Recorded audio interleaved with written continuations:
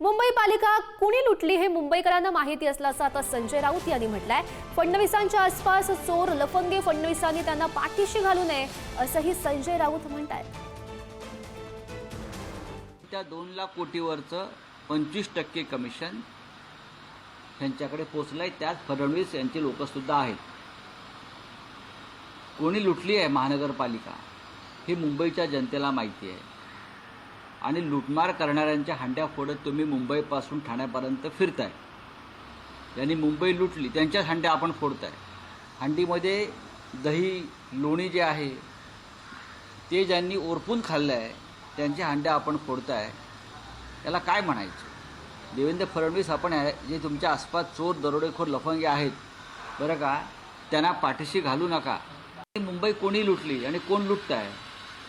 हां, गौतम अडाणी कोणाची हंडी फोडतो? हे गौतम अडाणीची हंडी फोडणारे लोक आहेत। गौतम अडाणीच्या हंडीमध्ये जी मलई आहे ते खाणारे हे लोक आहेत। हे आम्हाला काय सांगताय? धारावीपासून मुंबईतले जवळजवळ अनेक महत्त्वाचे भूखंड ज्यांनी अडाणीच्या घशात घातले ते देवेंद्र फडणवीस आमच्यावर टीका करतायत, आरोप करतायत। हा सगळ्यात मोठा जोक आहे।